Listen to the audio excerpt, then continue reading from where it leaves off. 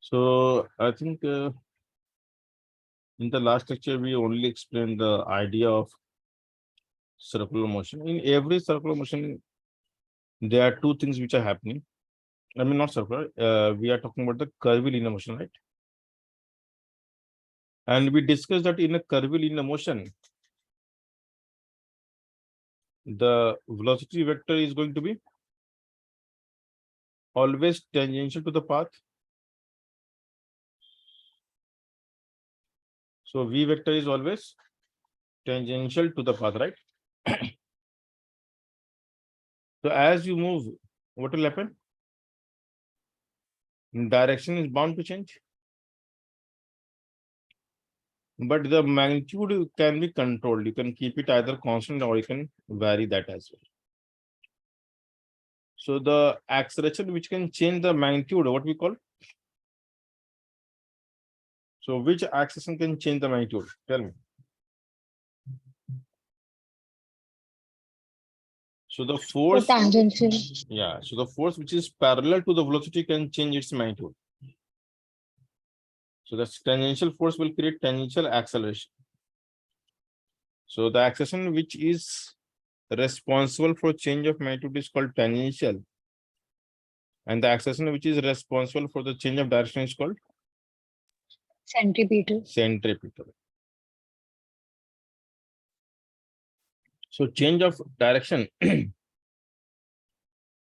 also required force because the inertia says that you cannot change your direction on your own. You need some external unbalanced force. So the force is responsible for change of direction.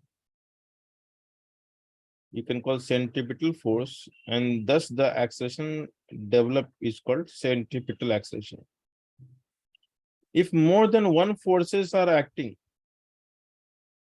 we need to first of all understand where is the center of curvature. So at the point P, can you guess the center of curvature? Which is it in this side or this side? Single tick or double tick? It's a single. Single. So once you realize that the center of curvature is going to be somewhere here, every force in the direction of center will be taken as positive, and anything which is opposite will be taken as negative. So when it comes to writing the net force, and when we know that we have multiple forces acting,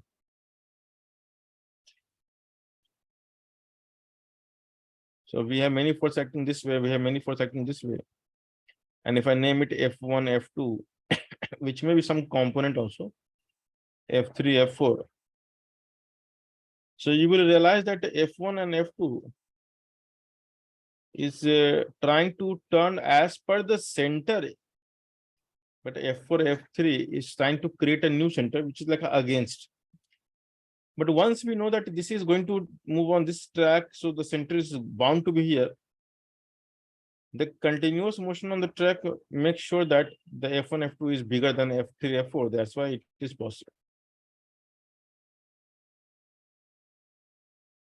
So the net force, if I write the net centripetal force,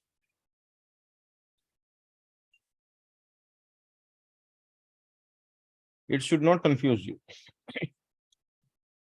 But imagine you are here at a point Q. And at point Q, if I again write the forces, let's say F1 dash, F2 dash.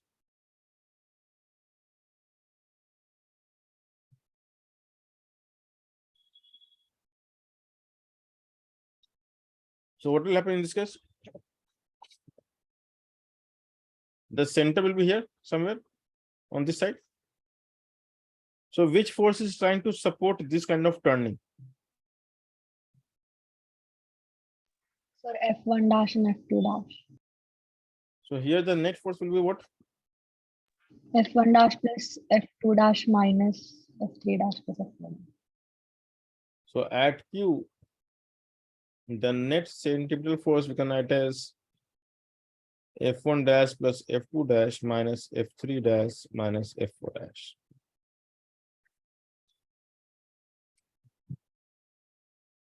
And when you're trying to write the relation at the point of inflection, if you remember, so if you're writing f3 and f4 dash at the point of inflection, in that case, what will happen?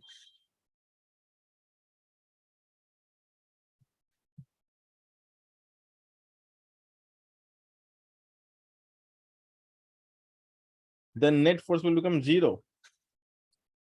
So if it is point of inflection when the curvature is changing from concave to convex. So if this is the point, let's say S, if S is point of inflection,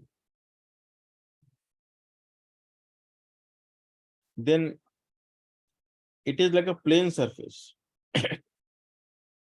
So point of inflection is like a plane surface. So where is the curvature? It is on neither side, right? That is neither up nor down. Do you realize this? Yes, sir. And because there is no curvature, so it will not try to pull either side, which simply means the S is a point at which the, let's call F, okay, I'll change the name, FAFB and FCFD. So you are solving question of on a inclined plane of finite angle. Okay, so what are the forces? FA, FB, FC, FD.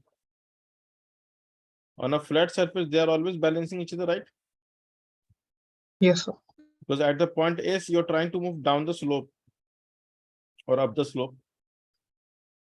But you're not going to turn the either way.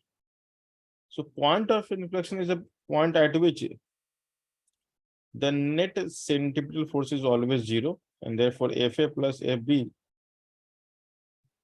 is FC plus FD. So this is very, very important theoretical information one should be aware of. Okay. So now we are going to understand the curvilinear motion in general. So we'll go into more detail and we'll create some definition. And from definition, we'll eventually move towards the circular motion, which is one special case of curvilinear motion. So we'll try to understand the curvilinear more. And the idea which we will develop in the curvilinear, we'll try to do it for the circular motion, because circular is one of the special case of curvilinear motion, isn't it, right? So it's a one special curve. So there's nothing like only circular motion in the world. We have curvilinear motion moving on a curved track, and then circle is also a curved track. So we will start with a general idea, and then we'll go to the specific idea, like how the motion will happen on a circular path. We can take some more path shape which are mathematical in nature, like ellipse, parabola. So we can see that, okay, the idea we can apply anywhere once we understand the concept. Okay. So the next thing that I would like to explain is the idea of angular velocity of a particle. Okay. So we'll discuss about the angular velocity .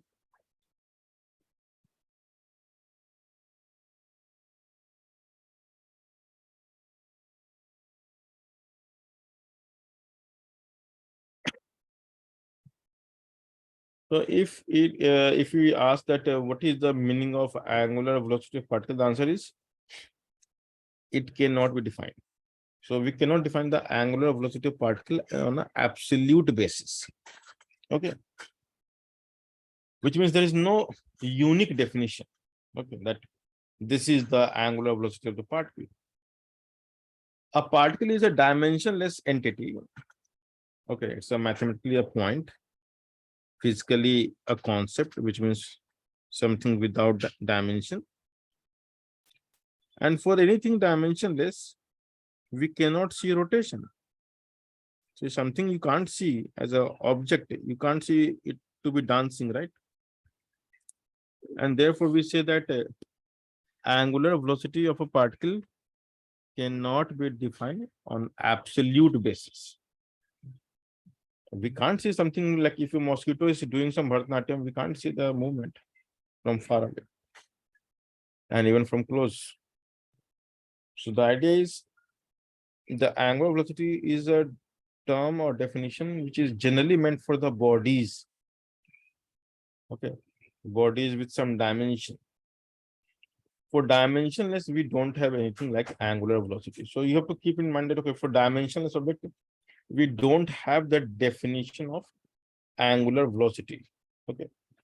So let me make this very clear by putting this as a theory. Particles do not have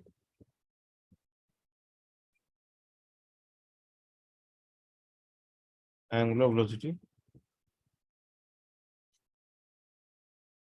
on absolute basis, or you can say that angular velocity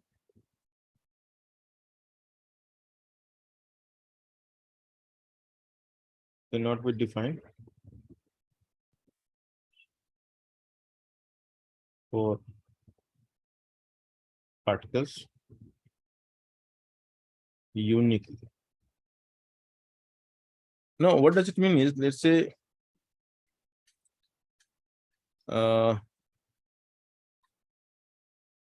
is a person, I mean, there's a child which is homeless, and we have no idea about his or her real father, mother. I mean, no one knows the parent. But then you bring a guardian into picture, and he will be the caretaker. And the moment there is a guardian, a person who adopts that kid, he becomes the reference point with respect to whom he will get the identity. Which means a particle will never say that I have angular velocity, but an observer can say that this particle is having this angular velocity in my frame. Which means there can be angular velocity definition of a particle with respect to an observer. So once we bring the observer into picture, then the idea of angular velocity comes into existence. So without observer, there is nothing like angular velocity of particle. But with observer, the particle can exhibit some angular velocity. So I said it can. It is not always necessary. So for example, imagine there is a thread. Oh, I'll take this like this. So imagine this is the thread. And now there is a bead.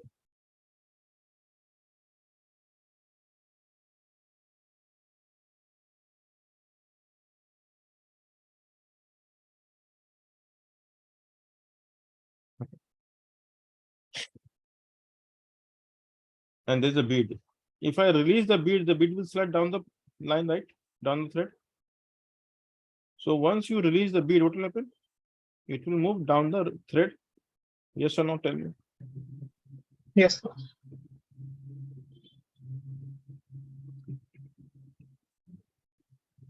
Now imagine there is an observer. So imagine there is an observer.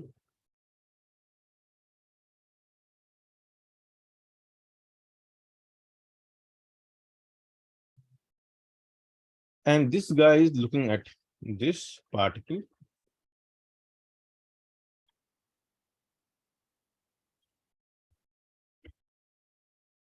So as the bead will move down the slope, the line of sight will change the direction?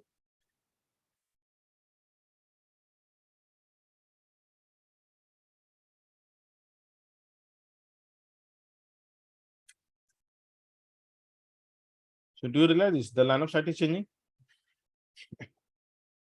And for continuously moving bead, you have to turn your eyeballs to keep on tracking it, right?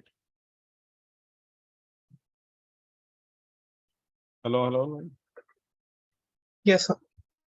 So to keep on tracking the bead, what you will do? Either you will turn the eyeball, or if it is really far, you have to turn your head as well. Correct? Yes, sir. So imagine you are not turning your eyeball, then what you will do? You will keep on turning your head. So try not to turn your eyeball and then try to see something on the right. You have to turn your head. Understood? A difficult observation for you.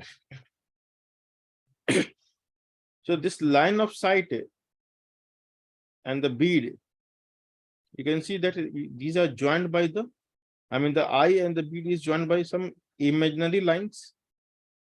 Hypothetically, these are lines, let's say. So in the term of vectors, if I say the observer as the origin, the pink lines will become the position vector. And as the bead will move, the position vector will keep on changing. And you can see it is not just changing in length and direction, but it is also changing. Yeah, so it is not just changing in length, it is also changing in terms of direction. It is clear what I'm saying? Yes, sir. So can you guys see that it is changing the length and direction both? Now to track the direction, we need to take some reference line, which you can choose the way you want, but it should be fixed. So now I'm taking a vertical line, and then I can denote this as angle theta dash double dash, and you can understand so on. So what I'm doing is, by drawing a reference line, the direction can be tackled by a single variable, which is theta, right? Hello. Yes, sir. So what is theta doing here? It is taking care of direction. Okay. And the length of the vector is changing, but that is not required, because which variable will give you the angular effect? Change of length of the position vector or the change of angle of the position vector? So change of angle. So angular effect is the important concept which you need to understand here. Angular velocity is basically an idea in which we track the moving object in a frame of an observer through a variable called theta, which sometimes we call orientation in a plane. So theta is a very nice variable which can take care of the change of orientation or direction. And that is what we try to capture by one variable, which we call theta. And in that context, we are going to define angular velocity of a particle. The idea is, there is nothing like angular velocity of a particle. Particle will never say that I have angular velocity. Particle will move in a path which may be curvilinear or rectilinear, doesn't matter. And you can realize something really interesting here. Is the path of the bead curvilinear?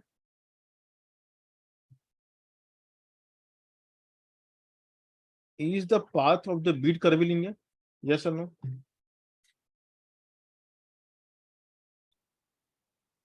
What is the path? Curvilinear or rectilinear? Rectilinear. Rectilinear. So angular velocity does not depend on the curvilinear. It could be also possible for Rectilinear. rectilinear because the orientation can change in either case, right? So first of all, we need to understand that angular effect has nothing to do with the type of motion. It is the relationship which we have kind of created. And the way we are creating is in terms of a variable called theta, which represents the change of direction or change of orientation. So either way you can think about it. And you have to keep this idea in mind that you cannot define angular velocity of a particle alone. So what we can define?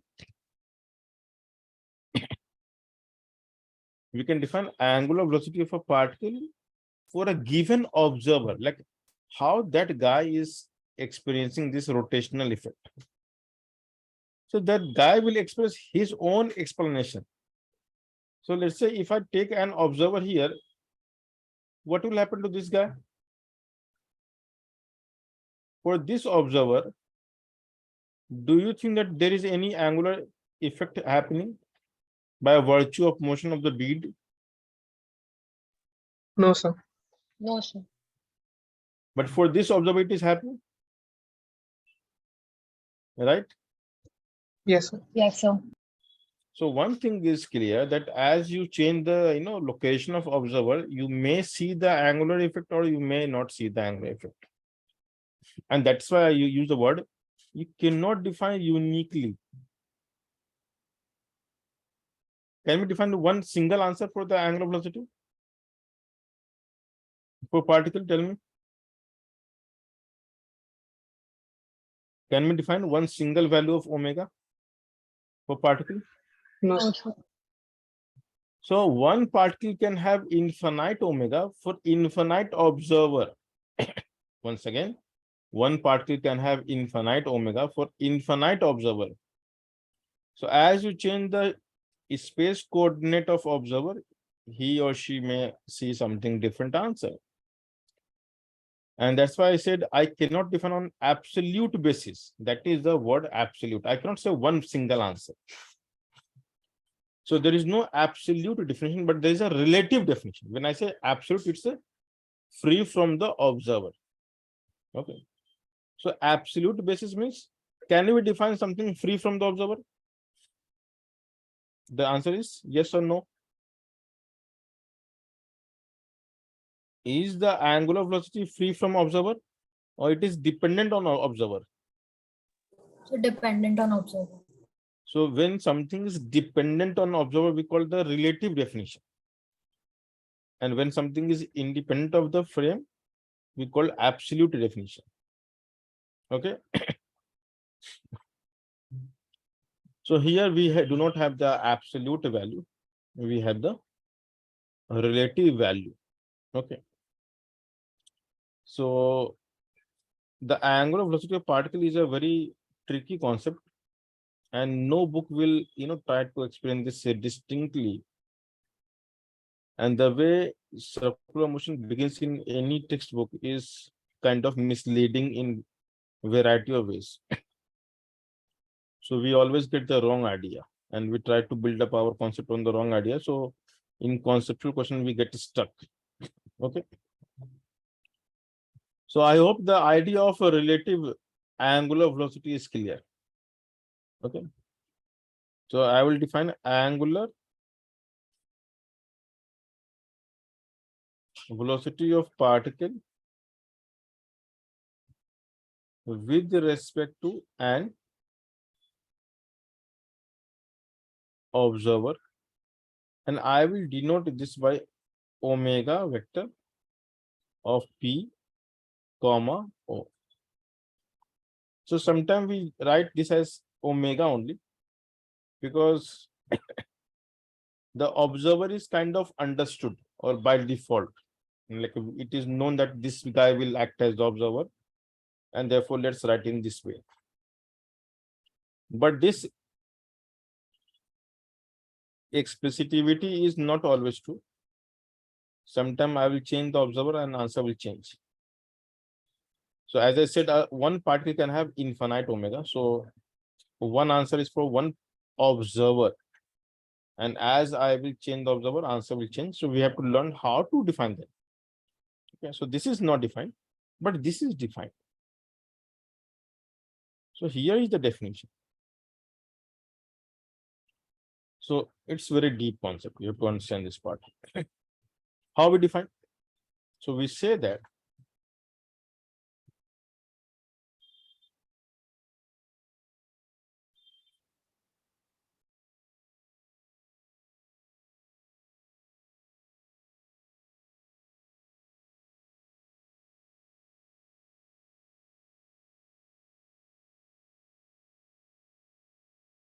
so angular velocity of particle with respect to on an observer is defined as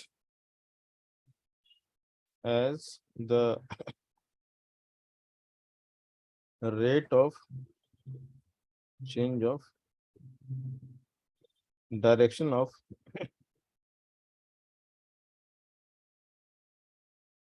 instantaneous position vector with respect to some reference line. So angular velocity of a particle with respect to an observer is defined as the rate of change of direction of instantaneous position vector. Just a moment.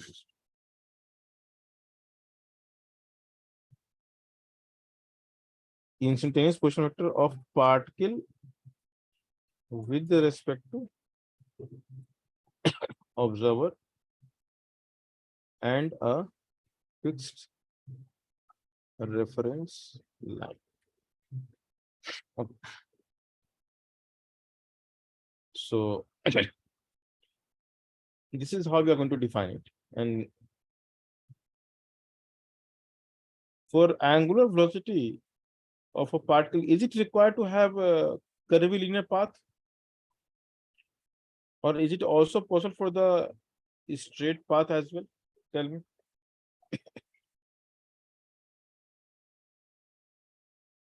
Straight path as well.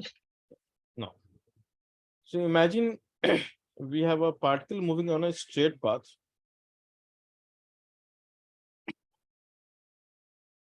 So let's say a particle is moving on a straight path with constant velocity.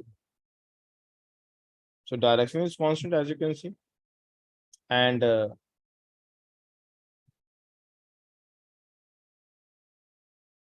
magnitude is also constant. And as I said, if I put some observer here, will it have any angular effect? Yes or no? No, sir. So what we do is, so first of all, we'll give some naming actually. This is called line of motion.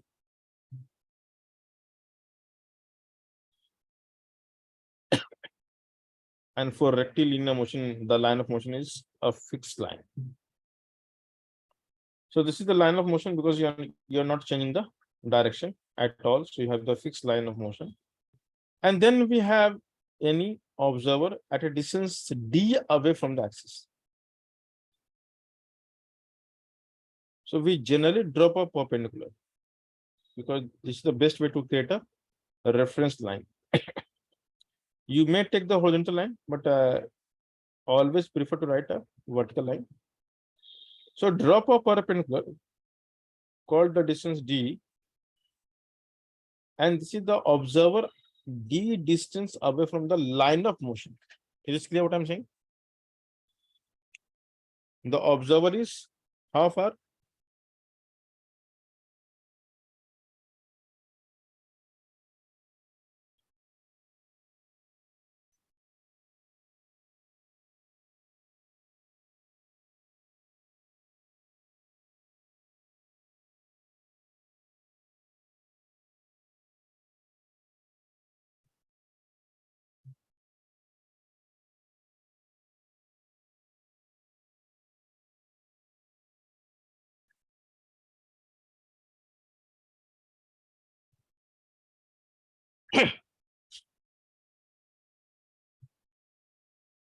And now this is the observer.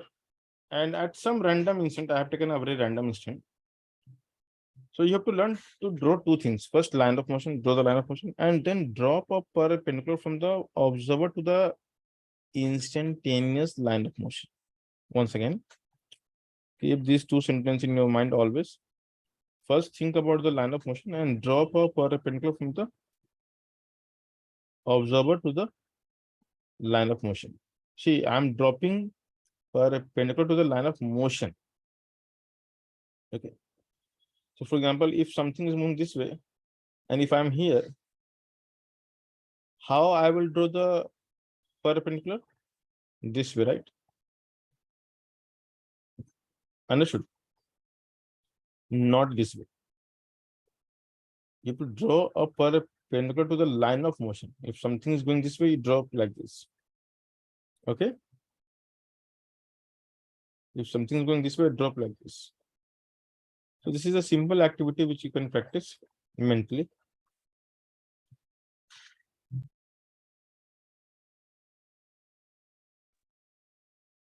The line of motion is clear to all of you? Yes or no? Yes. Yes, sir. So this is your observer. So you know what is the observer and what is the line of motion. The first step is, once you draw the perpendicular, this is a easier way to create the reference line. And I'm not saying that this is the only reference line you can draw. I can draw like this line. So I can draw a line like this. But I will always do something which is convenient and easy to convert into mathematical expression. Trying to make it complex will yield nothing, will make your mathematical journey more difficult. Anyway, this journey is already very difficult. Don't try to make it worse. The next step is join the observer with the particle. Why? Why? Hello. Why? To get the Sir. position vector. Yes. So this is your instantaneous position vector. As the particle will move, position vector will change, yes or no? Yes, sir. And so the angle of this position vector with reference line will change as well. Yes or no? Yes, sir. Yes. In this particular case, will it increase or will it decrease? Increase. Yes. So when it is increasing in nature, we write omega of the particle P with respect to the observer O in value, in magnitude. So to find the magnitude, we are not supposed to take anything vector. We can just write the change of angle. And if it is increasing, then put a plus sign. But if it is decreasing, then put a minus sign. Why minus? Because this is magnitude. This is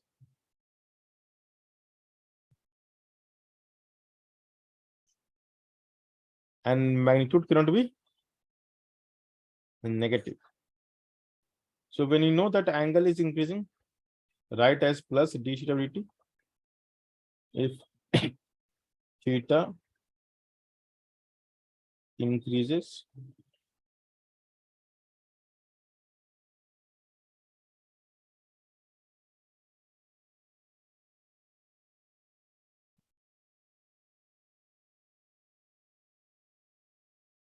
understood?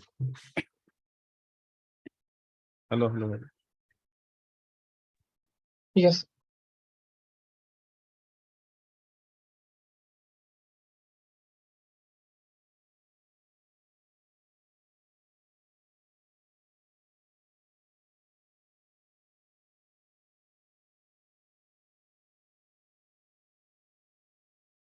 So if theta increases and theta decreases, you can write like this. I hope this is clear.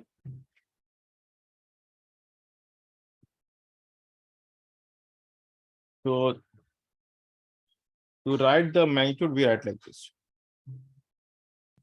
Okay. And now it's easy. How it is easy? Because from the reference line, the particle distance I can call as x. D is constant distance of the observer from the line of motion. So what is the relationship between d, theta, and x? Because r is variable, theta is variable, x is variable. So whenever we relate something, we always keep one of them as known value or constant value. So in the x, theta, and d, the d is going to be constant, right? Isn't it? Yes, sir. So what is the relationship between theta, x, and d? So that's the next step. Like to find the Tan omega, theta. you can use any mathematical relation which could be trigonometric mostly. Okay. Or geometric relation, whatever you can understand. So I can write here as tan theta equals to X by D. x is. So the idea is we need to create a relationship in which we can differentiate, because I know what is u. U is the dx by dt. So you know the differentiation of x, and you are supposed to find the differentiation of theta. So bring the x and theta with something constant in a relation so that you can differentiate. So dx by dt, you can write as d, which is constant, luckily, into d by dt of tan theta. And once you start the differentiation, you know the answer, the u becomes, the dx by dt becomes u. Why? Because x is increasing, so it's a plus. If x was decreasing, then you could have written minus sign here. And tan theta, we cannot differentiate with respect to t. So we can write as d tan theta by d theta into d theta by dt. So u becomes d into,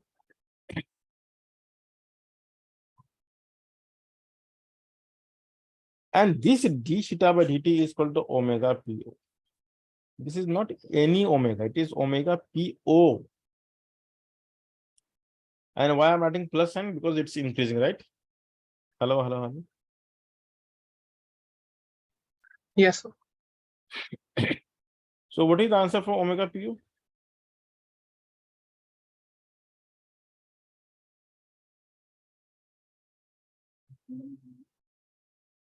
Is this clear? Yes, sir. This is one way of thinking. This is the canonical way which we have done in the mathematical tools, which you don't remember, that's okay. So this is the revision for you. Okay. Anyone remember that chapter called dy by dx as rate measurer? Yes, sir. I remember. Okay, Prasansa Rugved, you don't remember? Dy by dx as rate measurer? Yes. And do you remember the all theory and problems discussed in that chapter? No, sir, not all. Even a single question you remember? Yes. Tell me one question which you remember.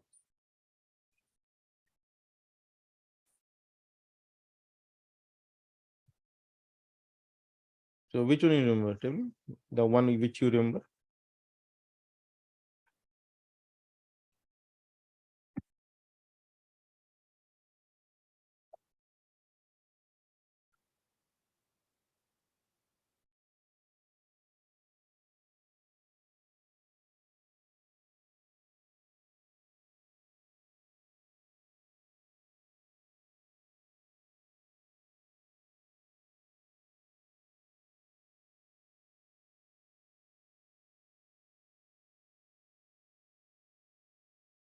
So like change the volume of different objects. So Yeah, of course. So we had a kite problem, we had the ladder problem, the theta problem, the volume problem, the sphere problem, right? Balloon, sphere, kite. yes,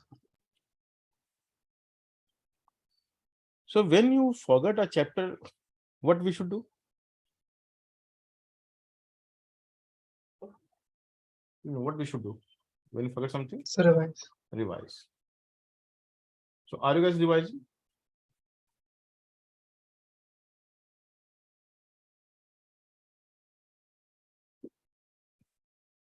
Hmm?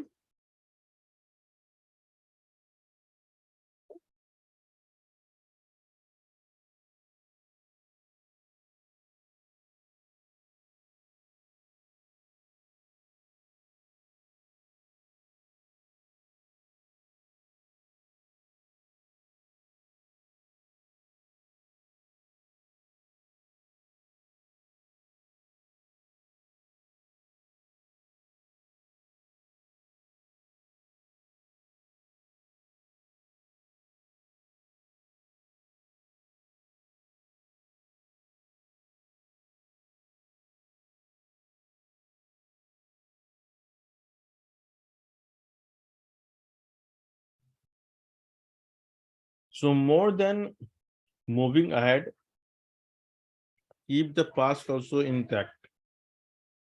And the moment you feel that, okay, I am forgetting, go and revise the notes, not to go and watch the video. You should be able to revise the entire chapter only through notes. Videos are for the worst case scenario, not for the best case scenario. When you have forgot the entire context, you remember nothing at all, then you may watch one or two videos to get the hang of the problem, but try to finish the revision through notes only. And make sure that those problems you also practice. Because there is no point in running forward and then erasing the entire past. So it will help you in qualifying no examination. So revision is a must thing. Then, and I don't know, like, why don't you realize? I mean, why I need to say that you should revise? I am preparing for JEE or you are preparing for JEE or competition? Who is preparing? Me or you guys?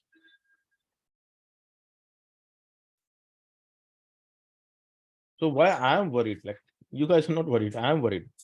Come on. This is ridiculous. I have to remind you. Go and eat because you will die. Hey, you're not bothered. Okay, I will die. That's okay.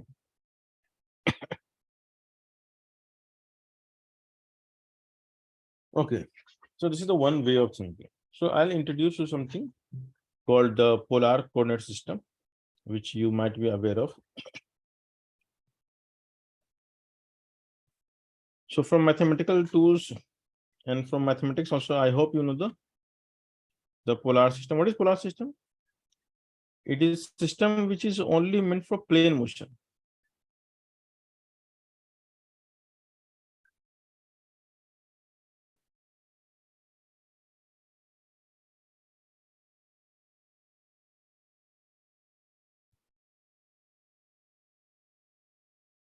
So in this system, the instead of I, J, K, which are the fixed direction, we use some variable unit vectors. So first of all, any system, let's say I want to locate a point P in this plane, in this blackboard. So what I'll do is I will draw some reference line. I could have drawn like this, but I can draw horizontal as well. So I'll draw a horizontal line. And because I'm seeing line, so it's wrong. So I will draw a horizontal line with fixed origin. So it is like a ray. So O is origin and the line is the one dimension. It is not both ways. It is not going either side. So it is not basically line, it's a ray, you can say. So we call this as a reference line. with origin. Okay. The next step is to reach the point P, you have to start turning from this line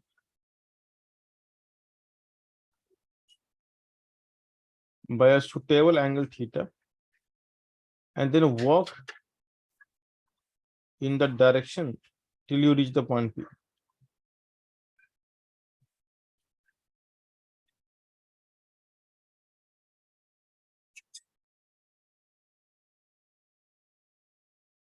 So the two variables which I have used to locate the point P says that first you need to turn by angle theta and then walk a distance r. You will reach the point P. So the coordinate of the point P we write as r comma theta. So first the distance and then second is the orientation, which we represent by the angle theta in 2 dimension. And we are going to deal with a curvilinear or rectilinear, which is a 2-dimensional motion. We are not going to deal with 3-dimensional motion. Okay. So the r and theta are called coordinates. Now, there is a sense, there is a direction in which if you move, the r will increase. Which direction? This way or this way? Down or up? Up. Very good. So this upward, up means like the direction in which the r will grow. This is the sense. The sense in which r will grow is called ER vector. And in theory, we call this as radial direction.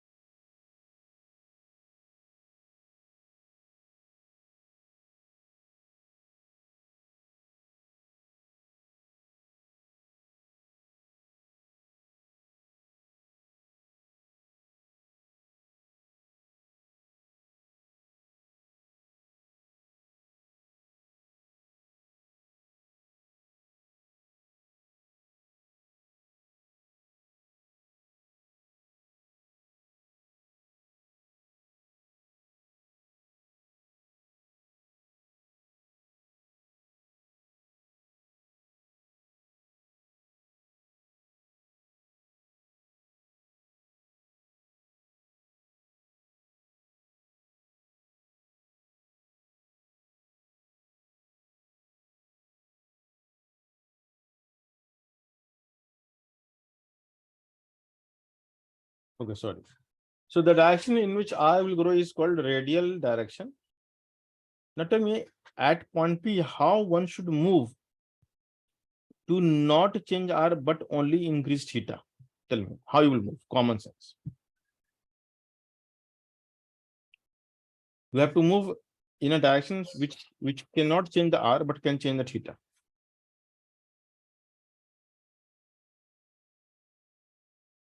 So anti-clockwise. Anti-clockwise like this. Yes, sir. So if I move like this, r will not change.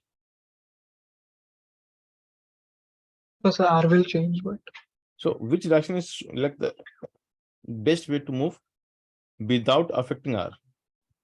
For a small value, just like you move d value. The sense, I'm saying the sense of motion, which cannot change the r value. so perpendicular. Very good. Like this. Do you realize this? Yes. So what should the name? This is the direction in which theta will grow, but r will remain constant. If you move slightly above, I'm saying we are not moving by large value, but just by d theta. So this direction is called E theta. Okay. And we can call this E theta as, I think, azimuthal, but I need to confirm this exact name.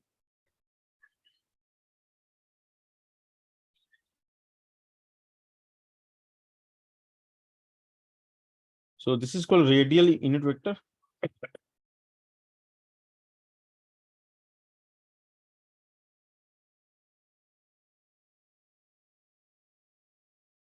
So we have the, or you can say angular also. I think the angular is also good, but I need to know the exact name for this. Okay.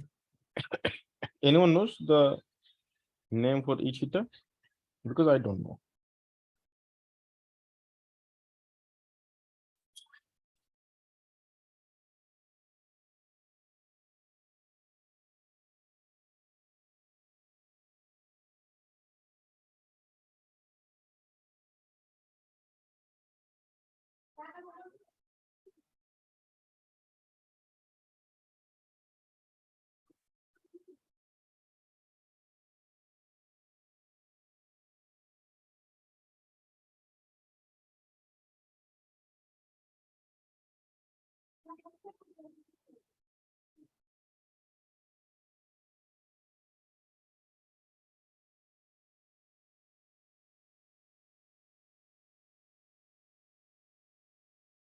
I think this is correct. Azimuthal, that's correct number. So we have two types of unit vector: azimuthal unit vector and radial unit vector. So what is a radial unit vector? The vector in the sense in which r increases, keeping theta constant. And what is azimuthal unit vector? It is the direction in which theta increases, keeping the r constant. So if I draw a line slightly next to this blue line,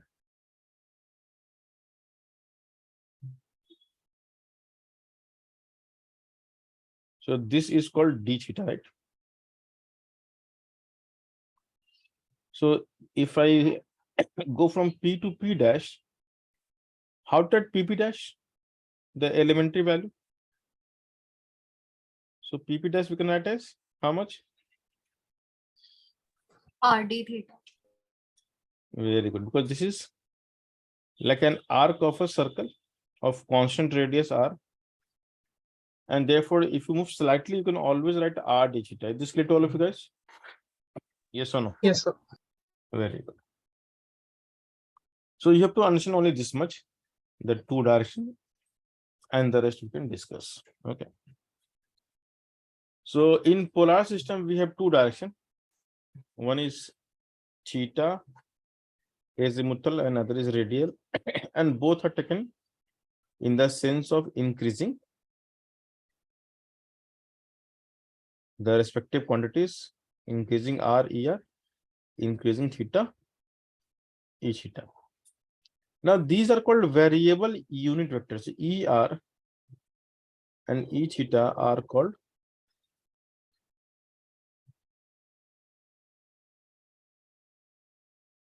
variable unit vector. And therefore, this is what I said in the definition of unit vector in vector chapter, that I will discuss the variable unit vector in the chapter of circular motion. And now this is the definition. Because as the particle will move on any random surface or any random curve, the ER and ETA will keep on changing. Correct? So R will change and theta will change as you move. Understood? So later on, we have to also understand that how to write this ER. How to write this ER, right? So ER is a unit vector. So R vector. How to write R vector? R vector can write as, how to write a vector? A magnitude multiplied by direction. Correct? So in the polar system, the R vector we write as the magnitude of vector into direction. Is this clear? This is the R vector. Can we express the R vector like this? Yes or no? Tell me. Hello. Can we express this like this? Yes or no? Yes, sir. This is the most powerful equation. This is the most powerful equation. Do you know this? In the polar system, this is the way to write the R vector. Here I don't have I, J, K. What I have is E, R, and E theta. So I have to express the answer in this way.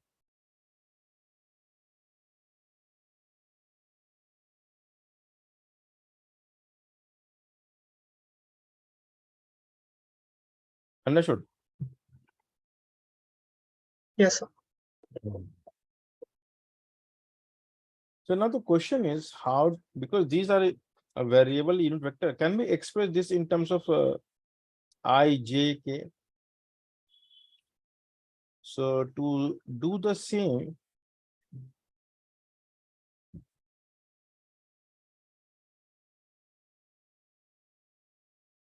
I will take the reference line as the x-axis. This is the x dash parallel to the x-axis. And I will also do the y-axis parallel to the y-axis.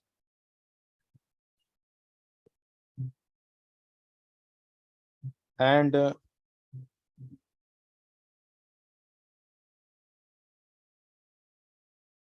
you can easily create the angle theta. So theta is this much. This is theta, right? This angle is theta, the corresponding angle. And this is also theta, right?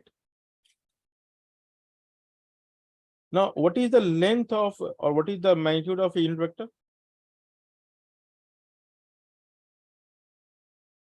The length or the magnitude of a unit vector is how much?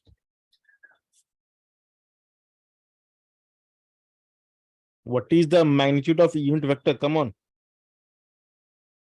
So 1.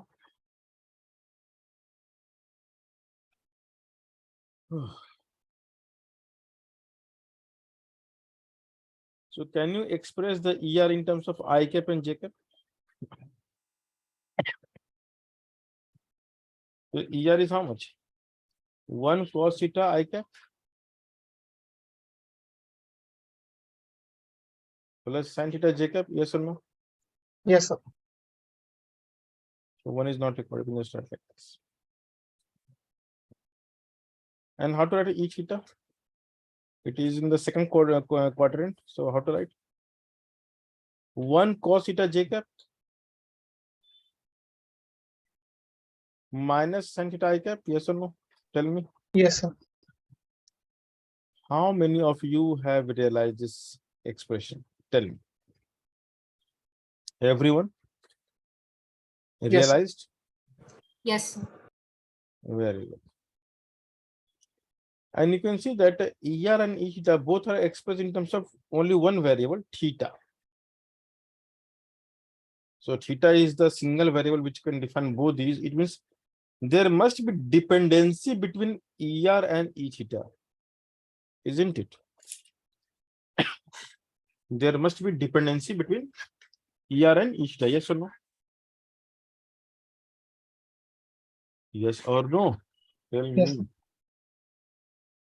So what we are going to do now is we are going to differentiate 1 and 2 with respect to time to see the relation. So 1 implies, what is the differentiation of DER by DT? So you have to differentiate cos theta in terms of time. So it will become minus sin theta into d theta by dt I cap cos theta into d theta by dt j cap. Do you realize this what I'm writing here? Yes, sir. And d theta by dt by definition is the omega po, right?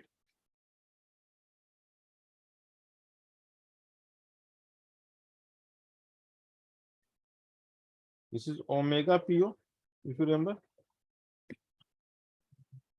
No. Hello. Yes, sir. So what you realize, if you differentiate the r vector You get something into omega p. What is something here basically? Any guess? What is something? E theta. Exactly. This is the most important concept. The der by dt is omega po into E theta. And that's why I said there is a dependency. Of course, there's a dependency. So the moment to differentiate the radial unit vector, the answer is the something into azimuthal unit vector. So what you need to realize that when you differentiate something, it will change the direction, right? The differentiation of ER is E theta direction wise, which is like mutually perpendicular. So differentiation of a vector ER will have a direction parallel to E theta, not the ER. So the differentiation will kind of rotate the vector by 90 degrees. Do you realize this? Differentiation will rotate the vector by 90 degree. That's the power of differentiation of vectors. Okay. Hello. Yes, sir, got it. Now, similarly, can you differentiate the equation 2 and tell me something about it?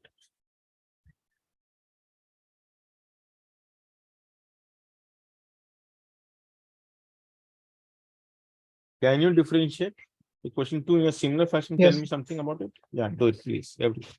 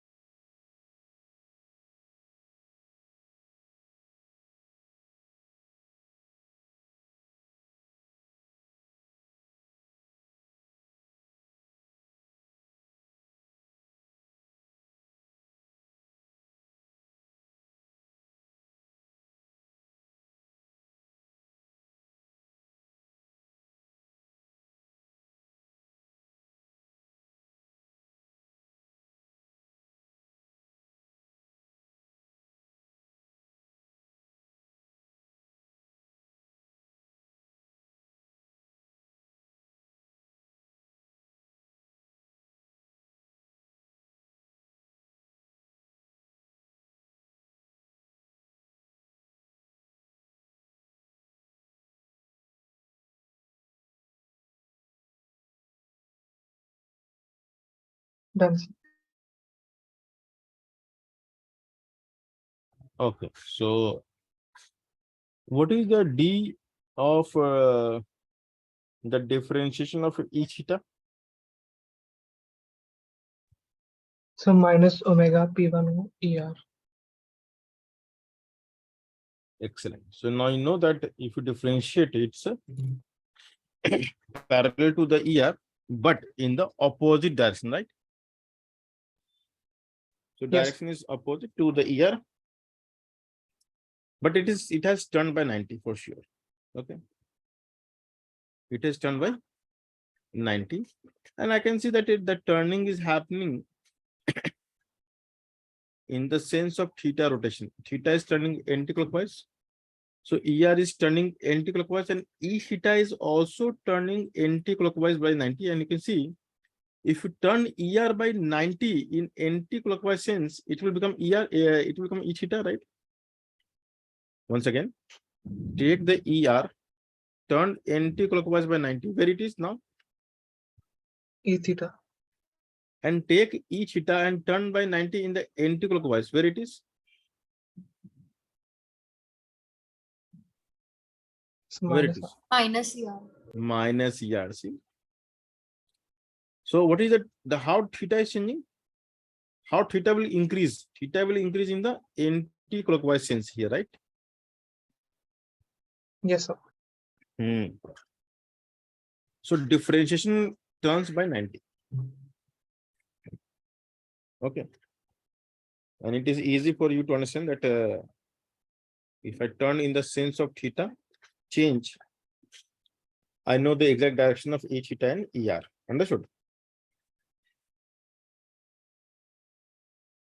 So these Yes. are the two crucial differentiation which you need to remember, that these are vectors, these are unit vectors, and their differentiation is not 0 because they are not constant, they are variable.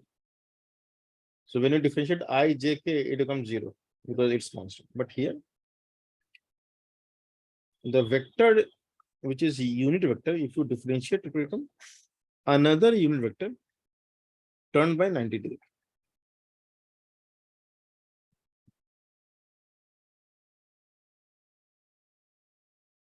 I hope this is clear to all of you.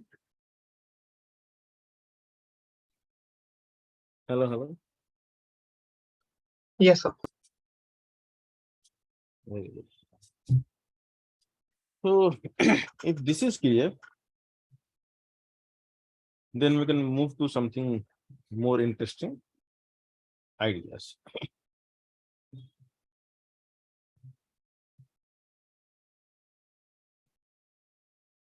So we'll come to circular motion eventually through the general route, not through the specific route.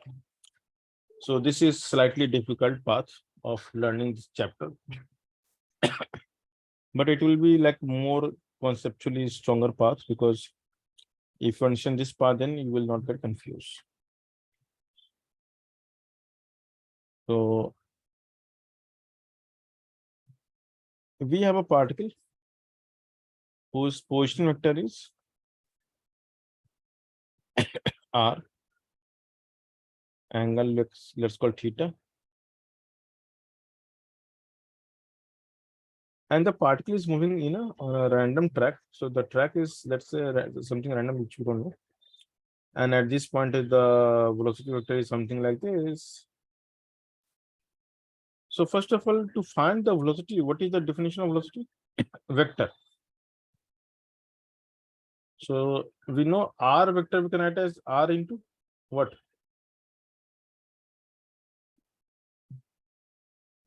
ER. Right? No, left one. You don't understand. How you express any vector? Magnitude and direction? Correct? Yes or no?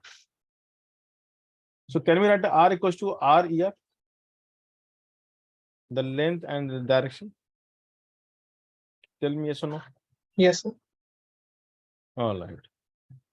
Then differentiate dr by dt. So if you differentiate r by t, what will happen?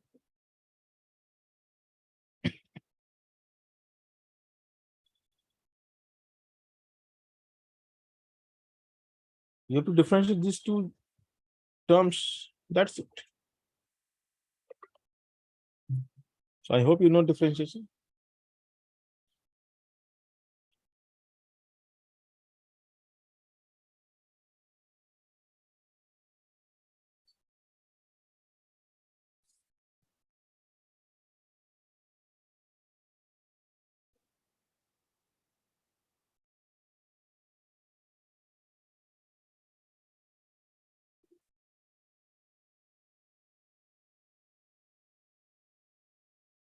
So use the product rule at d by dt of r ER. So r into d by dt of ER plus dr by dt into ER, correct? So dr by dt is called velocity vector, v vector. That is by definition. I hope so. You remember? No, you don't remember. What is d by dt of ER? Omega. Let me just put the omega pu as omega.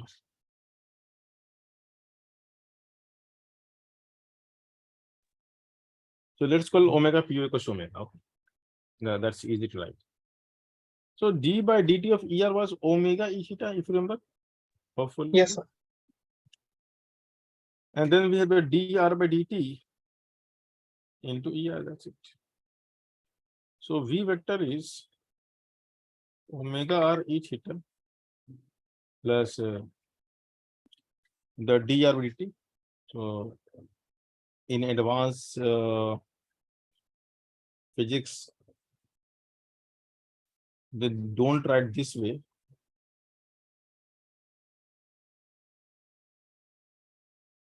They write as r dot. Dot means the time rate change of something is called dot operator. So when I put something dot, it means dx by dt. Anything dot. Okay. So something, anything dot is d by dt of something. That's the meaning of dot operator. It's called the dot operator. And it is only a matter of convenience, nothing else. And if you want to find the acceleration, oh my God, you have to differentiate once again, which is again the new thing. But I'll stop it here only because the idea is not to teach you this the polar kinematics in polar system. This is the idea. Okay, I have done till here. As we progress in some advanced part, you can differentiate one step further and you can get the next answer, which is called acceleration. So I'll give you this as a homework. Find this and acceleration. If you're interested, we will do it. If you have understood, you have to differentiate in 3 terms. So you know 3 differentiation, and then you have to express the answer. Okay. So anyway, this is the idea. This is how we solve. But I'll go back to the omega definition. I mean, the purpose is not all this thing. Of course, I need to know the ER and E theta relation, but the actual purpose is somewhere there. This question I solved with the kinematics, but it is not always required to solve this way. So what I'll do is, I will extend this line and I'll call this as ER, and I'll extend this line and I'll call this as, what we can call? E theta. Okay, E theta will be this way or the other way? Which way?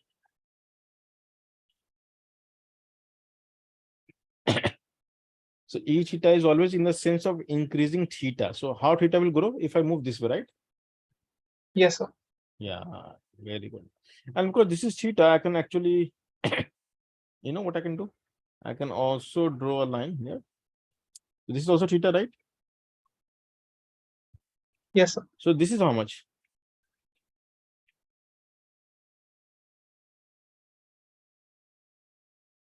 Correct?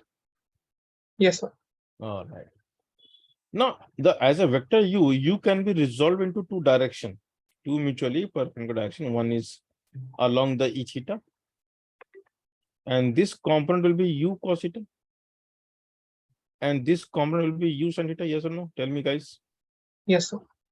Now tell me which directional motion will affect the angle theta, because I am only interested in omega, right? So I need to know that which will affect the theta.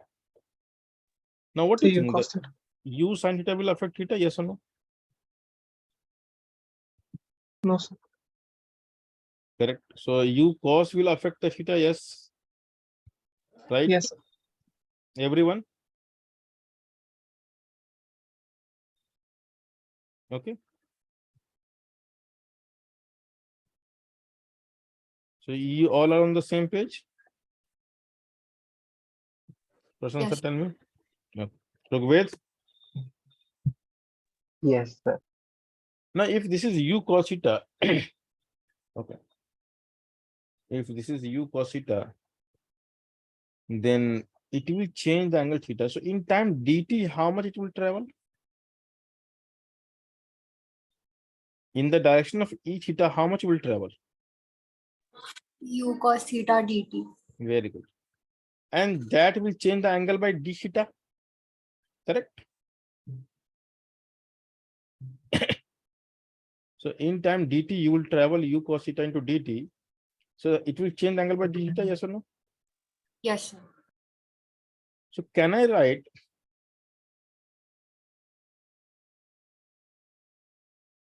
that U cos theta into dt is same as r d theta? Yes or no? We have done this, right? Yes, sir. And we're done. So d theta by dt is how much?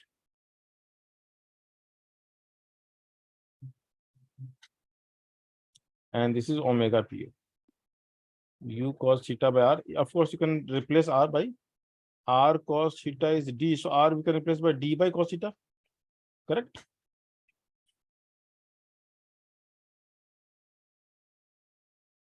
Same answer. Hello, hello, hello. Yes, sir. Okay.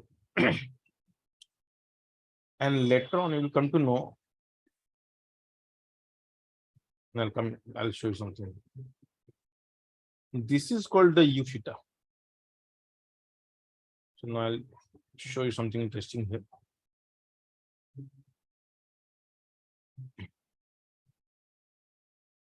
So V vector we write as, you know what, U theta ER, E theta plus U R ER.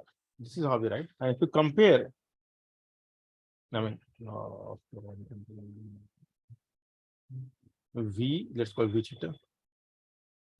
And this term we can write as VR. So if you compare what is V theta basically? And what is VR? Understood?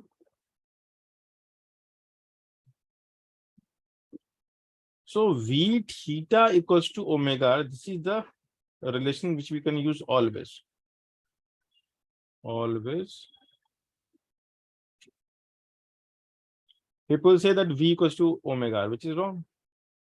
Why wrong? The V is here, no? Is V equals to omega? Can you see that? No. It is the V theta which is omega. So in circular motion, one must remember that V theta is the azimuthal component of velocity is always equals to omega r. And the radial component of velocity is r theta, r dot. Once again, the azimuthal component is omega. Hello, hello, hello. Is this clear? Yes, sir. So if I go back and if I write the method 3 here,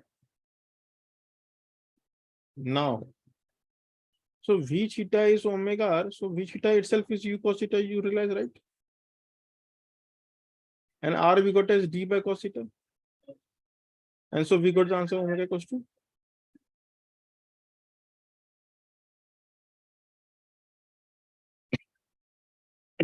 Understood? Understood Yes, what I'm sir. saying? So these are the ways in which the same question can be solved. We have to think and develop the idea.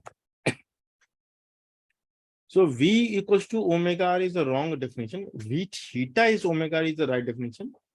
So when you study the circular motion, what you will be surprised to know, in circular motion, the V actually is V theta always. And for circular motion, V equals to omega r is logical because there the V itself is V theta. You will realize eventually. I'll come to that also. So these are the very, very, very important concept. If you can understand, you're powerful. Okay.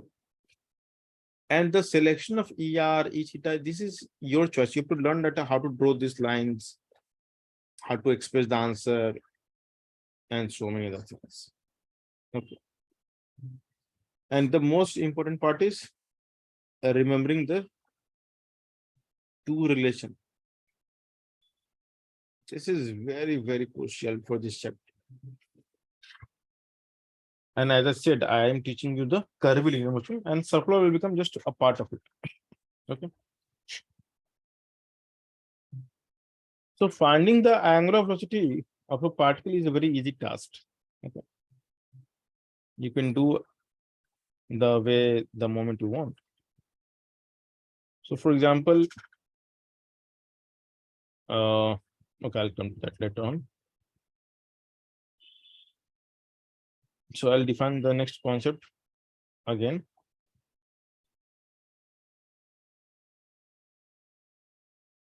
Angular acceleration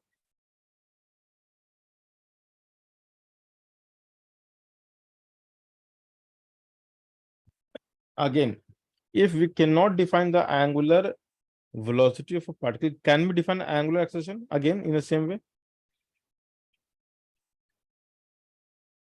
If angular velocity is not defined, can we define the angular acceleration, guys? Tell me, yes or no?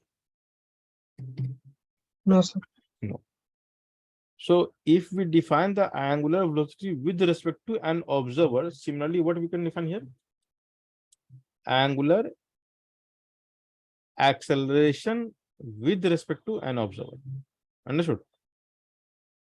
Yes. So both are relative term, not absolute definition.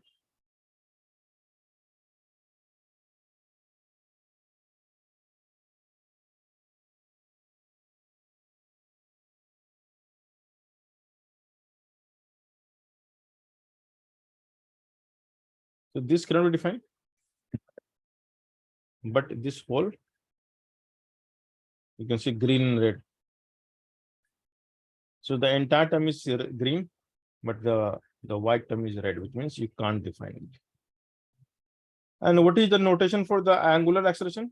So we use the term alpha.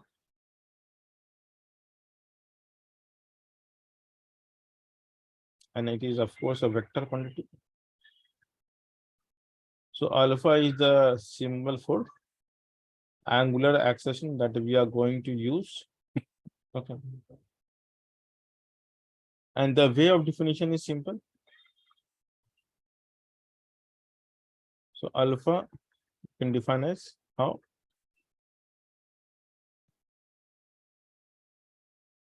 So instantaneous angular acceleration. Yeah, you can also do the average and all. So instantaneous angular acceleration, that is alpha, which is alpha PO equals to d omega PO by dt. And average we don't define. Okay. So we don't define the average of what we can define this way. If we know the instantaneous, we can define. So average angular acceleration. This is slightly dangerous. That average we can define for the planar motion, not for the random motion in three-dimensional world. So if it is planar motion, when the plane is fixed, we can define. Okay. For other you can define, but that will not make much sense. So, but anyway, the average, the definition is what?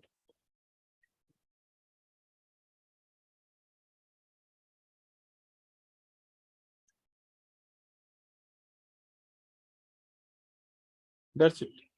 Which you can also write as.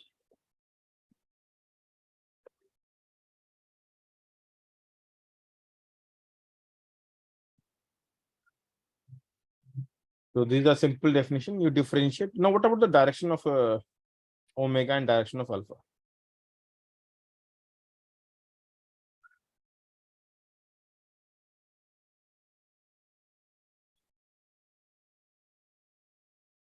How to find the direction of alpha and omega? Any guess?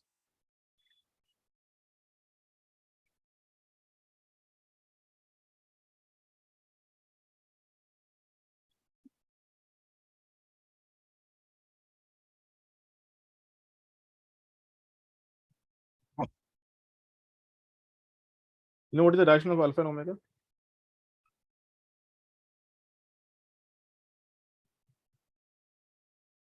So we will keep it for the plane motion only. We will never define for in general motion. So plane motion means you move in a single plane, and the benefit of the movement in the single plane is that you can either move clockwise or you can move anti-clockwise, right? If it is fixed plane, right? So there are only two options. And also the idea is the direction will be always perpendicular to the plane. Correct? Because it is given by the right hand thumb rule. So if you take your right hand and if you rotate your fingers either clockwise, or anti-clockwise, then thumb will give you the direction. So these directions are given by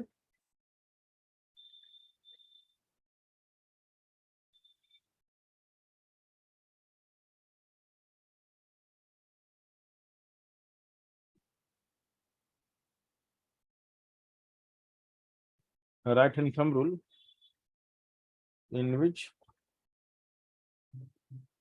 if you rotate curl of finger in the sense of increasing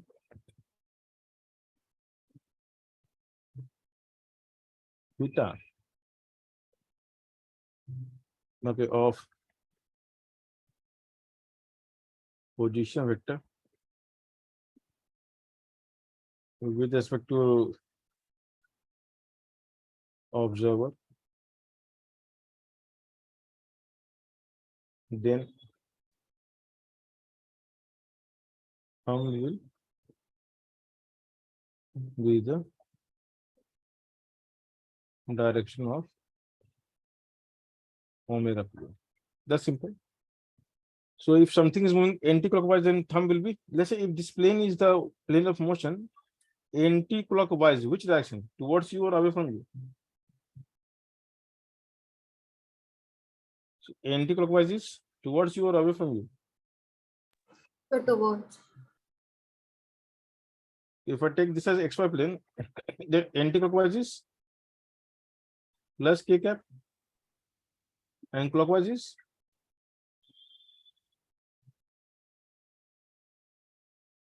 this clear? Yes, sir. So always use the right hand rule, and then what about the alpha?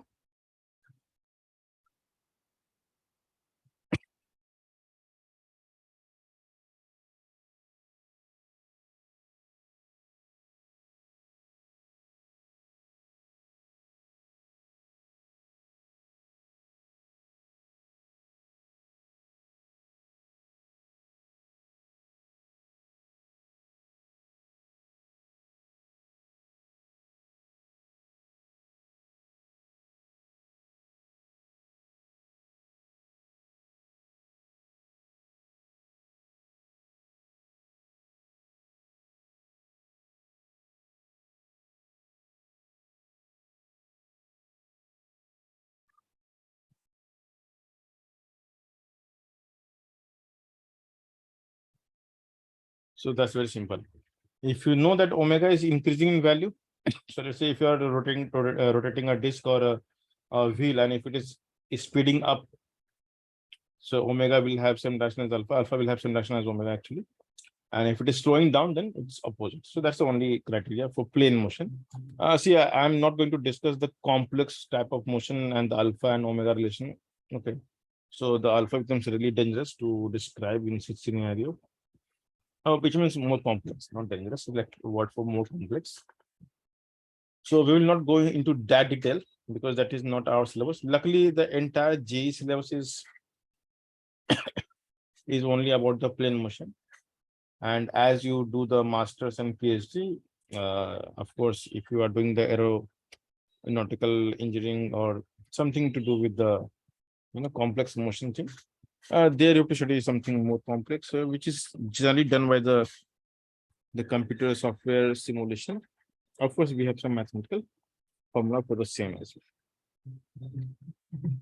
But it will not be in this coordinate system. So we have to use the spherical coordinate system or cylindrical coordinate system, or maybe some other coordinate system which we are not aware of. So these are the two things which you should be aware of. Now in plane motion, we don't write the vector sign, okay, because we know direction is either k or plus k or minus k. So we don't put an arrow to scare away the students. So we just remove the arrow, and we know that direction is this way or that way. So there we use the plus minus sign to take care of the direction plus k or minus k. Okay. So alpha omega are vectors, but I mean, we will not be representing with vector sign. So don't take that these are scalars. Okay, these are just a matter of convenience. Okay. So for plane motion, what we do? So for plane motion, alpha will be plus minus. That's it. Either plus or minus. It is clear?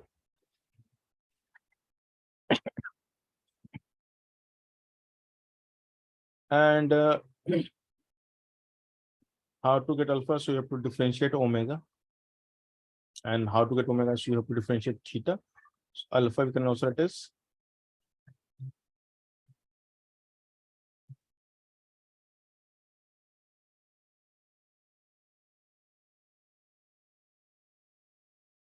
so second order differential of theta is also called alpha. Okay. So for plane motion, things are very simple. I mean, of course, no need to worry. In fact, theta is a vector, sorry, I have explained d theta is a vector. So omega is defined as, d theta by dt in general.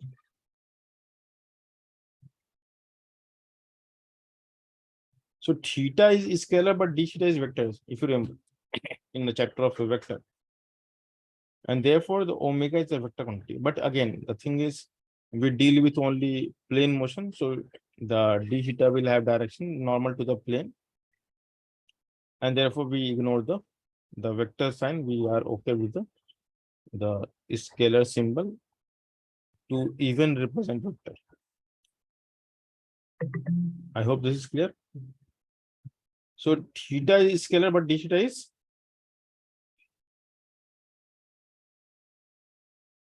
theta. So the large angles are scalar, but small angles are vector. And that is why the instantaneous angular velocity is a vector quantity. Average angular velocity we cannot define unless it is not plane motion. So if it is some random motion, then it is impossible to define. So there are many things which becomes very complex. So what I'll do or suggest is, do not think beyond two-dimensional motion when it comes to alpha, omega, and so on. Okay. When it is actual three-dimensional, then you can discuss with me if you come across something like that ever in life. Just discuss with me personally. I will try to explain. Or wait for the chapter like rotational dynamics. By that time, you will have some more mature brain. So I will be able to discuss with you guys. Or maybe at the end of the course, when we are doing some sort of revision, then we can discuss about those things. By that time, you will have much more maturity than today. Anyway, so just let's keep things simple. We are discussing the plane motion. Circle is a plane only, or any geometrical shape that you study in mathematics will be a plane. Like parabola is a plane, ellipse is a plane. So these all can be drawn in a single plane. And as long as the motion is confined in a plane, we can talk about all these things without worrying about the complexity of direction. So we can simply say in terms of magnitude relation. Okay. So alpha is d omega by dt because in a plane motion direction is constant. Or it at max it can reverse, but it cannot change or it cannot become oblique to the plane. That is the whole idea. So direction is almost you can say it's always normal to the plane, and therefore we should only worry about the magnitude change. And when we see there is a change of magnitude, we say there is an acceleration. Okay, so this is what we are going to do. Okay, this is clear. So now we can go to the next concept.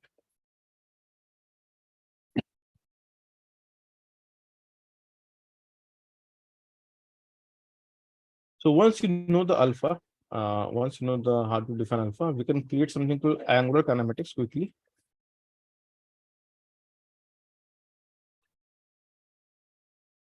I will not teach because it is similar to the kinematics which you know. So alpha is defined as d omega by dt, and omega is defined as. So I'm going to learn, teach you the angular kinematics for 2D motion only, not for the 3D.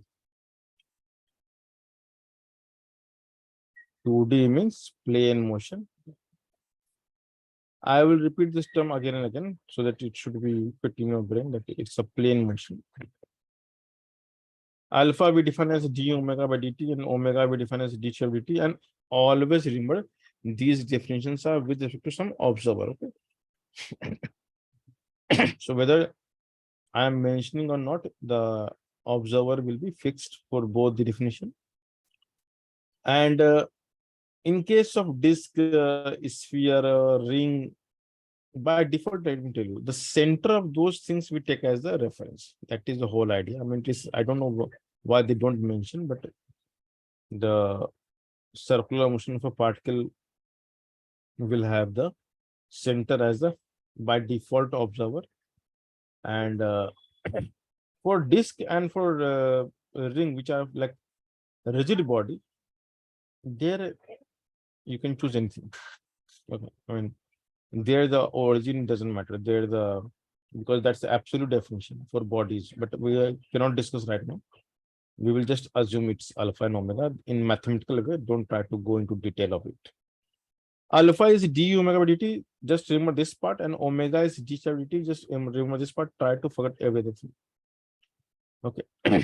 Else you will get very much confused here. And then you know there are two types of question which we come across in kinematics: constant and variable, right? So if alpha is constant, so for constant acceleration, what you can say? Tell me, guys. For constant acceleration, what you can say? The relation will be, let's start. Alpha is d omega dt. So d omega is how much? Alpha dt. Alpha is constant, so we can take it out of the integration sign, right? Yes, sir. And that is why if you integrate, so we don't use u and v, we use omega naught and omega as u and v. And you can see it's a very much similar to what you studied, right? V equals to E plus at, right? The next is what? Once you know omega, so omega we can write as d theta by dt.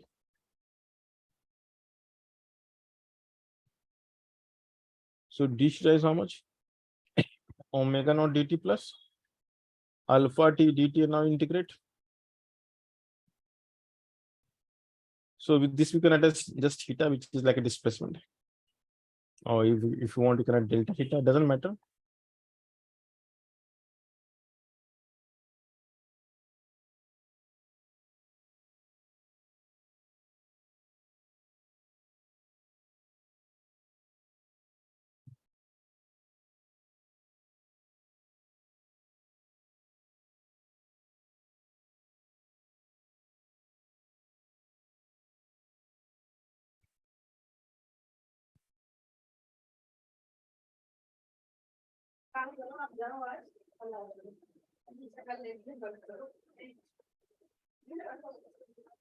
Okay.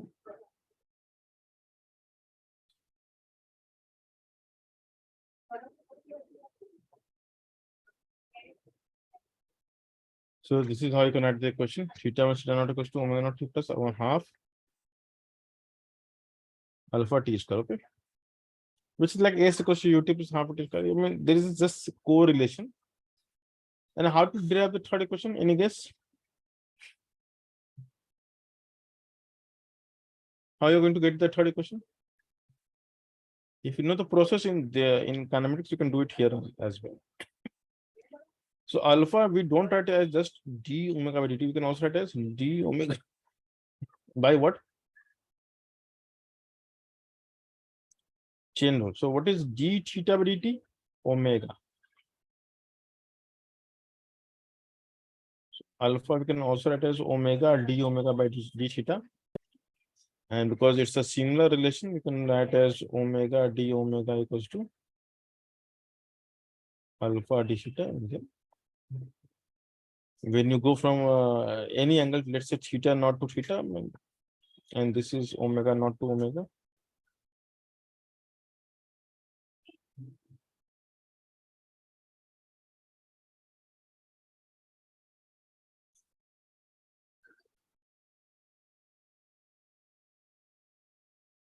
Understood?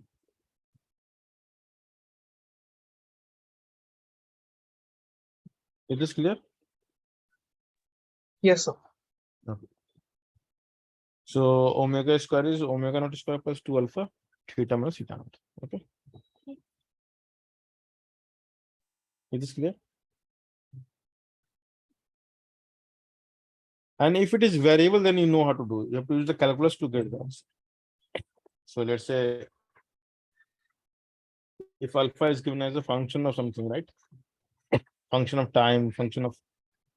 So it's similar to kinematics. Just you need to replicate those calculation. So for example, if I give you alpha is okay, let me give you actual question from the. You all have Eurodov? Yes, sir.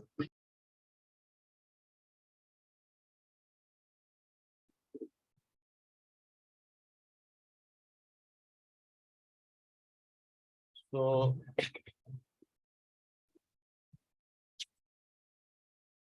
question number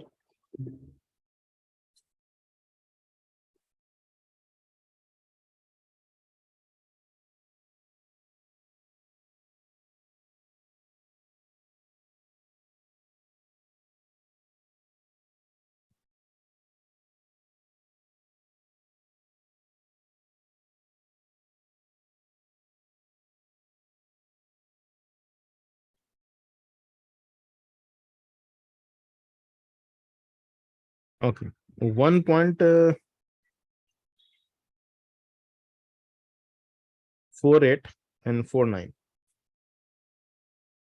and 50.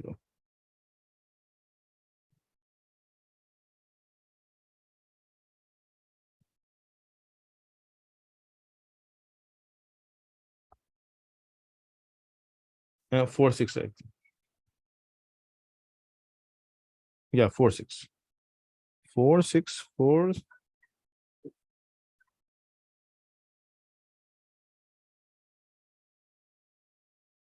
Yeah, 4-6.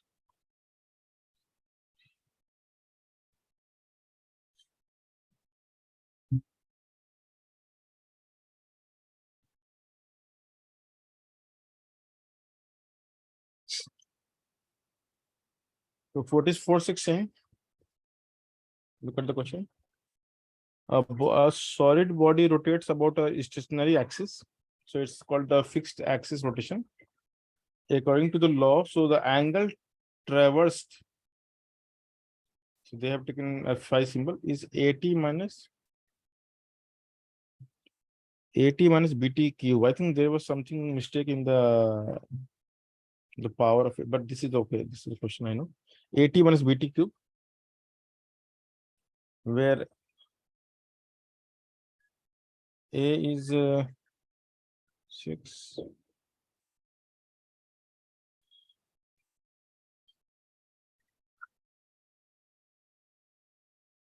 Okay. Okay. In my book, it is given BT square.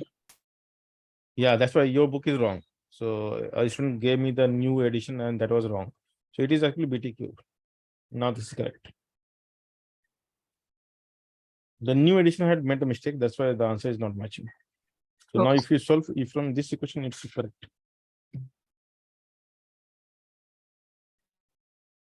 So I have the old edition, which is correct. That's a printing mistake, I think.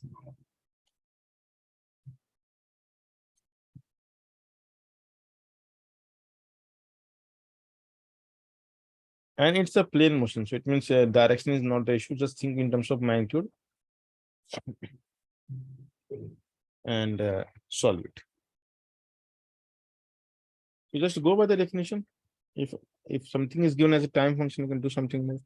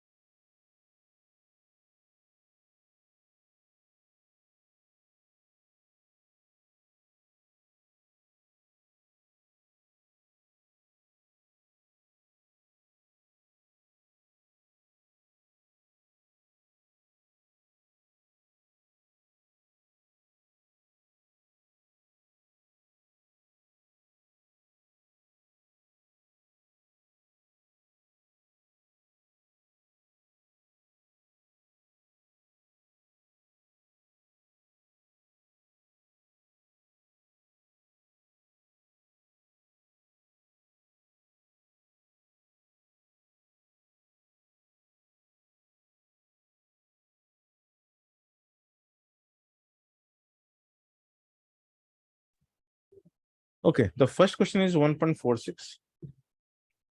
Siddhant, you got the answer? No, sir, not yet. It says that find the mean, means average values of angular velocity and angular acceleration, which is averaged over from 0 to time it stops. Okay. So first of all, the phi is given as at minus bt, so omega we can define as d phi by dt. The angle is given to you, so you have to find omega. You can differentiate, right? And if omega is given, you can find alpha. Alpha is how much?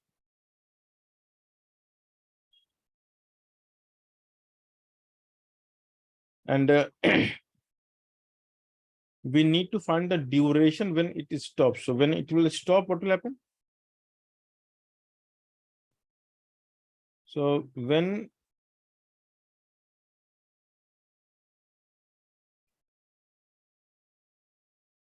if you again correlate when particle stops, the instantaneous velocity is 0. So when a body will stop rotating, what will happen? Omega will be 0.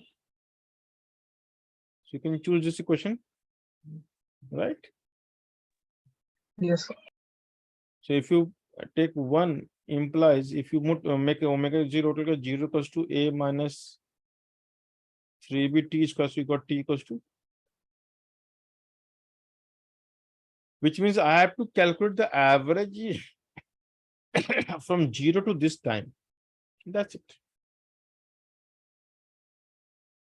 See, kinematics you have already learned, so you should apply. That's it. It's a similar fashion. Okay.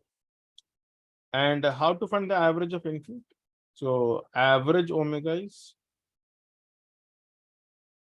delta theta by delta t, because we are doing for the plane motion. So delta theta, how to find?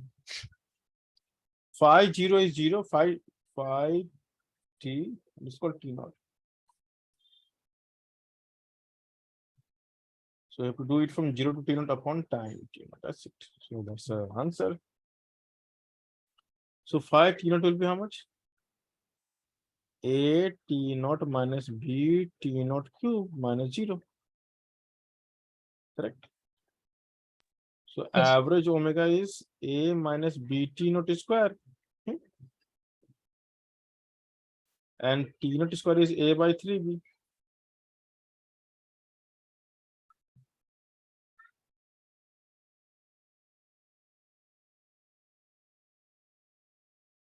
I hope this is clear. Sorry. Yes, sir. And how to find alpha average? The average alpha is defined as delta omega by delta t. Same. The method remains same. The definition of average is always change upon. So omega at t naught minus omega at t equals to 0 upon t naught. What is omega at t naught? A minus b t naught square. Okay. What is at t equals to 0? Only a, right? Correct? Hello. So the answer is how much? Minus b t naught, correct? So minus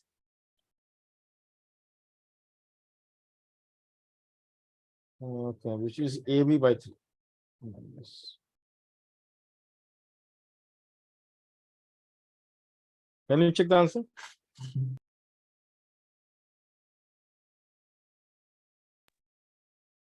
See here, because only magnitude is changing, not the direction. So we are not worried. We can just write like this. Tell me. What is the answer given? Yes, sir. This one. So both answers are correct. Yes, sir. All right. So can you try the next one? What is the next one? 1.48.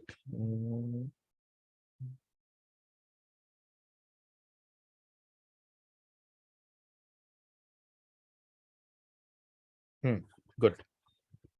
So deceleration is proportional to root omega. So acceleration will be proportional to what?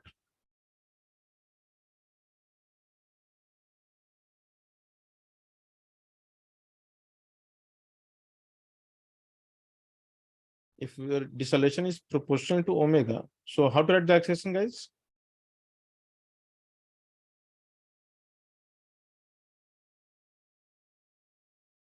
Always remember acceleration is negative of deceleration, right? Yes, sir. And proportional, if you have to replace by some constant, so we write minus k. No need to worry if k is coming into picture, it will vanish automatically in the final answer. So no need to worry. You can just put some constant, write this question. And because alpha is function of omega, so you know how to write alpha to get the answer in time or theta, whatever. So try this out and then I'll help. Okay, go ahead.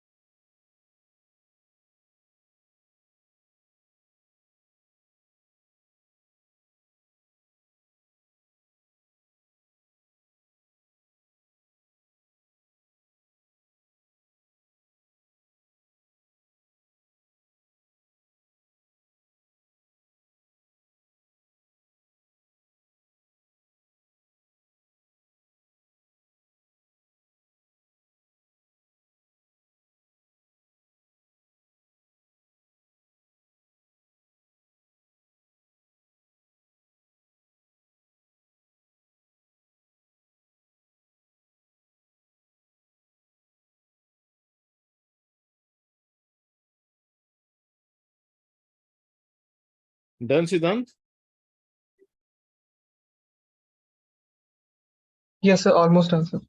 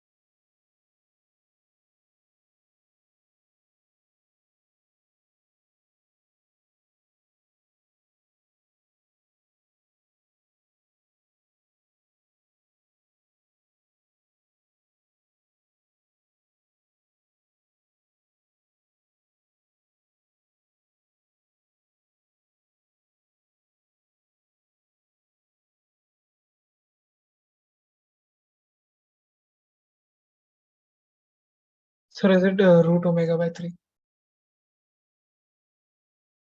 Not root omega, it's omega by 3. No, why root? Is it alpha average, you're saying? I was saying alpha average or omega average. So omega average. So omega average not be now. Omega average is omega not by 3, I think. Okay, anyway. So alpha is this. Because alpha is a function of omega, so we can write it as omega. Like you can write t also. So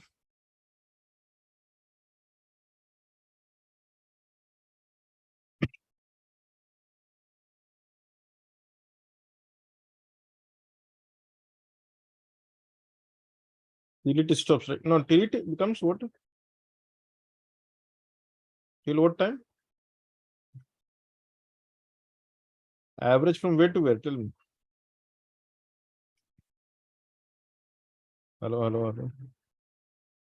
What question says?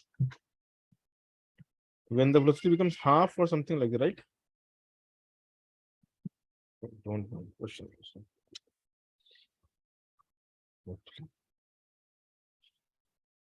What question is asking? Tell me.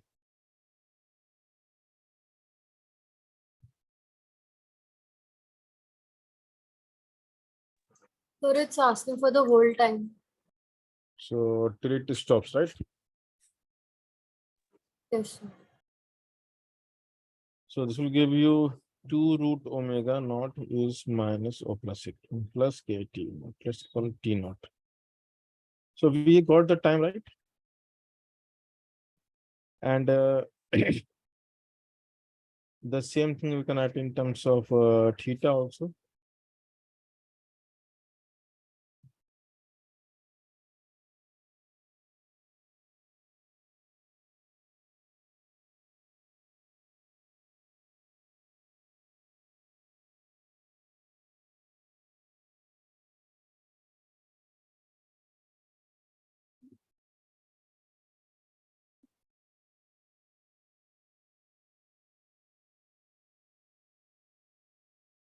And this will become how much?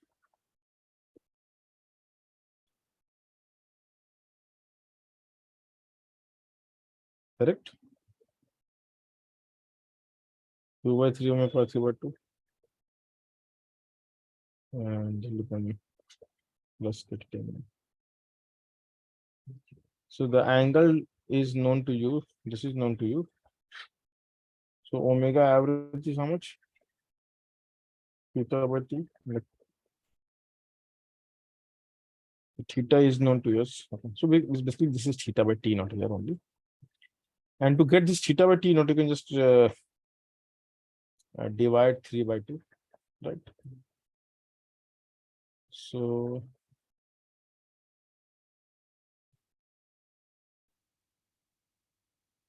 so 3 divided by 2.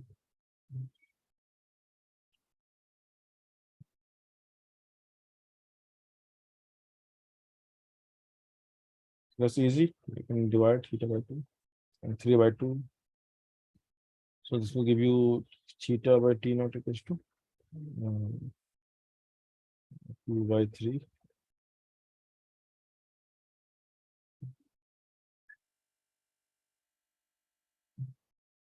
So this is the right answer, right? How much? You can do in other way also, but this is one of the way in which you can do this question. Rest, please do attempt, try to understand and get the answer. Okay. So we'll start the dynamics in the next lecture.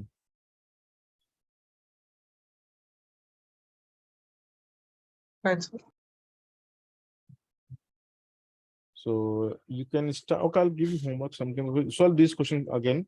Repeat the entire theory on your own. Try to understand the idea of all this thing, and then we'll meet in the next lecture.